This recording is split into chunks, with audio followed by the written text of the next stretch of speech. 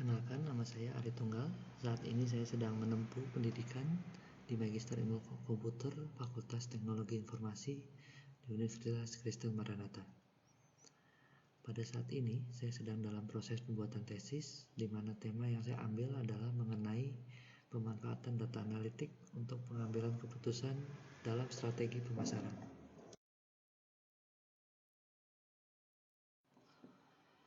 Yang melatar belakangi diambilnya topik ini adalah persaingan antara perguruan tinggi semakin ketat, baik itu dari perguruan tinggi negeri maupun perguruan tinggi swasta. Ditambah dengan semakin banyaknya bermunculan perguruan tinggi baru, baik di dalam negeri maupun di luar negeri, hal ini menyebabkan setiap perguruan tinggi perlu memiliki strategi yang tepat untuk mendapatkan calon mahasiswa yang menjadi salah satu sumber pendapatan sebuah perguruan tinggi, terutama perguruan tinggi swasta. Saat ini, belum banyak perguruan tinggi yang menggunakan datanya untuk dimanfaatkan dalam penentuan strategi pemasaran. Padahal, pasti semua perguruan tinggi memiliki data yang banyak. Dalam mengambil keputusan untuk membuka target pasar baru, masih sering menggunakan intuisi atau pengalaman. Tidak didukung dengan data, sehingga melalui data analitik ini membantu menambah referensi di dalam mengambil keputusan strategi pemasaran. Pada penelitian ini saya mengambil salah satu perguruan tinggi swasta yang sudah cukup lama berdiri, yaitu lebih dari 50 tahun. Dengan waktu yang berdiri telah lama, pasti telah memiliki data yang cukup banyak. Data itu bisa dari calon mahasiswa yang daftar, mahasiswa yang sedang berkuliah, hingga alumni yang sudah tersebar. Tetapi data ini belum sepenuhnya digunakan dan diolah agar dapat membantu mengambil keputusan dan membuat strategi-strategi pemasaran. Selain itu, belum dilakukannya juga untuk melakukan peramalan untuk membuat proyeksi ke depan seperti apa. Sehingga dengan melakukan peramalan dapat membantu untuk membuat strategi dan bagaimana mengantisipasinya. Sehingga nanti dalam pengambilan keputusan bisa berdasarkan data-data dan pola yang telah ada selama ini. Apalagi dengan merebaknya kasus virus corona ini membuat semua perguruan tinggi saat ini perlu berubah dengan cepat dan beradaptasi dengan keadaan sekarang. Penelitian ini bertujuan agar mendapat salah satu cara dalam mengambil keputusan untuk merancang strategi pemasaran di perguruan tinggi. Selain itu juga bisa membuat peramalan potensi pasar yang dapat diraih untuk 5 tahun ke depan. Dan yang ketiga adalah untuk dapat menentukan strategi pemasaran yang lebih efektif dan efisien melalui data analitik.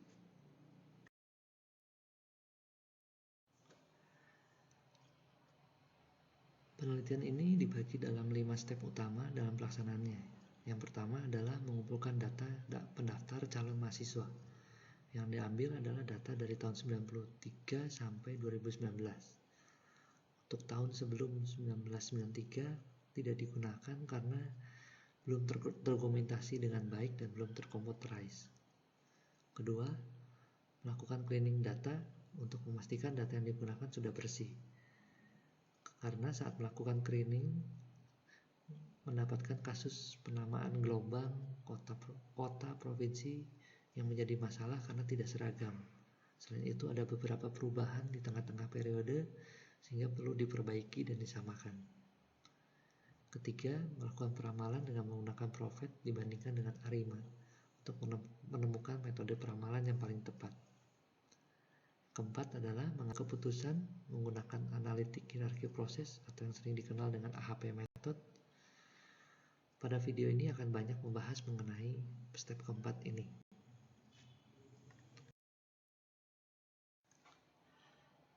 Alasan mengapa menggunakan AHP dalam penelitian ini adalah karena AHP dianggap lebih tepat digunakan untuk pengambilan keputusan yang multi kriteria dan multi objektif. Pada penelitian ini, karena akan mengambil beberapa keputusan dengan beberapa kota dan yang menjadi target pasar dan juga dengan kriteria yang akan mempengaruhi penetrasi promosi di kota tersebut. Lalu karena struktur pengambilan keputusannya berhierarki sehingga lebih jelas alur proses pengambilan keputusan yang diinginkan. Selain itu, hasil yang didapat memiliki pengurutan prioritas sehingga dapat dilihat prioritas mana yang perlu diambil terlebih dahulu. Flow dalam proses AHP ini adalah dengan mendefinisikan permasalahan. Masalah yang ada saat ini adalah belum adanya cara menentukan target pasar yang dituju dengan cara yang efektif atau tidak, serta apa yang paling tepat disampaikan pada target pasar tersebut. Berikutnya adalah menentukan tujuan dan kriteria. Tujuannya adalah menentukan dengan 6 kota yang menjadi target pasar. Dengan mengambil data hasil dari survei penerimaan mahasiswa baru di tahun 2018 dan 2019, didapat data apa saja yang menjadi pertimbangan calon mahasiswa dalam memilih perguruan tinggi, dengan mengambil 5 hasil survei terbanyak sebagai kriteria. Membuat hierarki permasalahan terbagi menjadi 3 level, yaitu tujuan, kriteria, dan alternatif. Lalu menyusun prioritas dengan memberikan penilaian perbandingan permasalahan. Dilanjutkan dengan membuat metrik perbandingan berpasangan untuk semua kriteria. Setelah itu dilakukan pengujian konsistensi dengan mencari konsistensi index atau CI dan konsistensi ratio atau CR. Apabila CR lebih kecil sama dengan 0,1, maka data tersebut konsisten atau dapat diterima. Terakhir, dengan menggabungkan semua bobot atau eigenvektor dikalikan dengan bobot terakhir, didapat hasil perankingan untuk mengambil keputusan. Pada struktur hierarki ini tujuannya adalah untuk mendapatkan kota yang menjadi target pasar atau promosi untuk mendapatkan calon mahasiswa yang mendaftar. Untuk pendaftar, ada 5 kriteria yang menjadi pertimbangan calon mahasiswa, yaitu memiliki kenalan di kampus, itu bisa teman, saudara, atau kenalan dari satu kotanya, terus kemudahan mendapat kerja. Ini ada kepastian bahwa perguruan tinggi punya kerjasama dengan perusahaan sehingga memudahkan dia untuk mendapatkan kerja. Lalu reputasi kampus ini terkait dengan kualitas, akreditasi, pola pendidikan, pengajar, dan juga prestasi kampus tersebut. Lalu kriteria berikutnya beasiswa, itu adalah beasiswa apa saja yang ditawarkan kepada calon mahasiswa. Dan yang terakhir adalah kriteria tentang kegiatan rohani. Kegiatan ini adalah yang mendukung mereka melakukan kegiatan rohani sesuai dengan kepercayaannya masing-masing. Nah, pada level alternatif adalah kota-kota yang menjadi target pasar. Pada penelitian ini yang diambil adalah Ambon, Kupang, Manado, Palembang, Pekanbaru, Pontianak. Pemilihan kota-kota ini karena untuk Palembang, Pekanbaru, dan Pontianak sebelumnya cukup baik jumlah pendaftar dari kota-kota tersebut, tetapi terus menurun di setiap tahunnya. Sedangkan untuk 3 sisanya yaitu Ambon, Kupang, dan Manado saat ini belum digarap dengan serius, tetapi masih ragu apakah merupakan pasar yang tepat atau tidak, karena ada pertimbangan jarak yang cukup jauh. Dari hasil survei yang didapat dari 2 tahun, yaitu di 2018 dan 2019, adalah sebagai berikut. Total orangnya adalah 546 orang dari 6 kota yang menjadi target pasar. 31 orang memilih karena kenalan di kampus sebagai pertimbangan untuk memilih kampus. 137 orang karena kemudahannya mendapat kerja, 95 orang karena reputasi kampus, 70 orang karena adanya penawaran beasiswa, 218 karena adanya kegiatan rohani di kampus.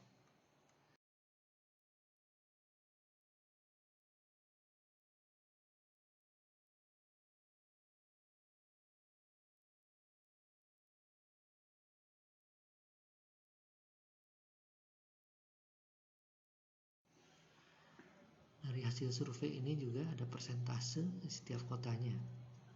Secara persentase, Ambon dan Kupang dalam kriteria memilih perguruan tinggi terbanyak adalah melalui kegiatan rohani. Sedangkan untuk Manado dan Pontianak, selain kegiatan rohani juga menjadi pertimbangan, kemudahan bekerja juga menjadi salah satu faktor yang menjadi pertimbangan mereka. Untuk kota Palembang dan Pekanbaru, kriteria kemudahan mendapat kerja cukup jadi dominan dalam penentuan memilih kampus. Nah, dari tabel-tabel ini sebenarnya cukup terlihat apa saja menjadi kriteria di setiap kota. Tetapi untuk mempertegasnya perlu diuji data, dan ini akan saya uji dalam penelitian ini dengan menggunakan AHP. Sebelum masuk ke perhitungan AHP, ada tabel penilaian perbandingan pasangan yang sudah ditentukan dalam metode AHP, di mana setiap angka mewakili prioritas atau pentingnya suatu elemen dibandingkan dengan elemen lainnya, dengan penjelasan sebagai berikut. Dalam menentukan nilai berpasangan, pertama-tama memberi nilai pada kriteria yang akan digunakan. Alasannya agar mendapat bobot dari setiap kriteria. Angka 1 diberikan kepada semua antar kriteria yang sama.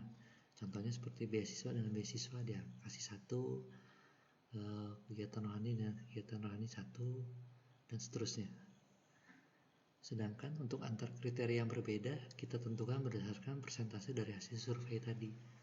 Seperti kegiatan rohani menjadi sangat penting karena secara total menjadi kriteria yang paling banyak dipilih calon mahasiswa, sehingga diberi angka 7. Apabila kita mengisi pada salah satu kriteria, misalkan kemudahan mendapat kerja dengan memiliki kenalan di kampus nilainya 5, berarti kemudahan mendapat kerja lebih penting daripada memiliki kenalan di kampus.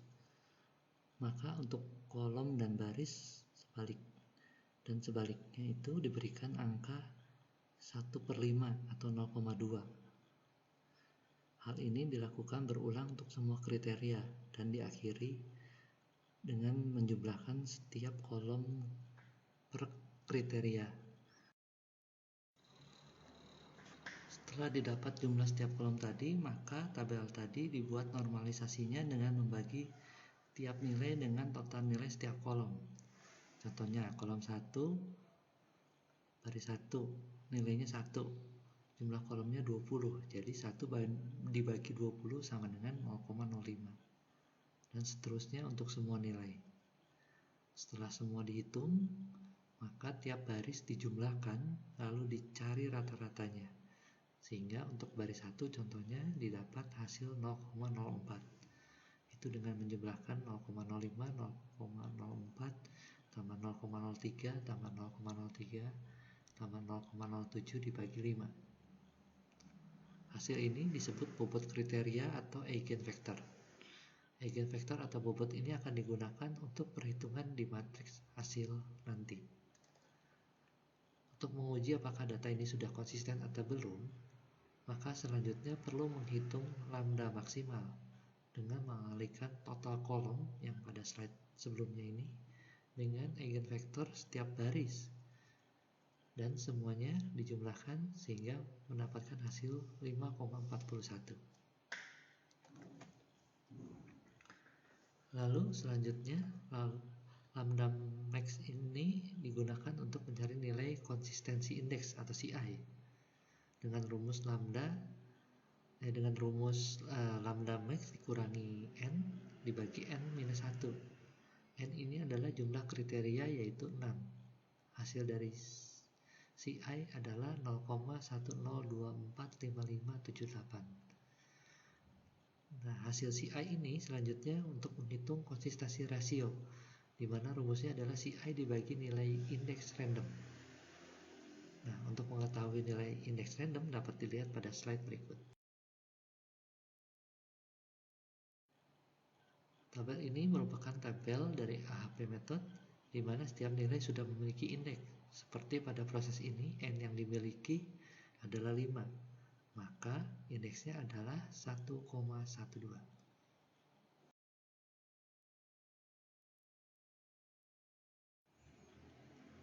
Nah, sehingga untuk balik ke tabel ini, maka bisa dilihat CR setelah dihitung adalah 0,10245578 dibagi 1,22 adalah 0,08.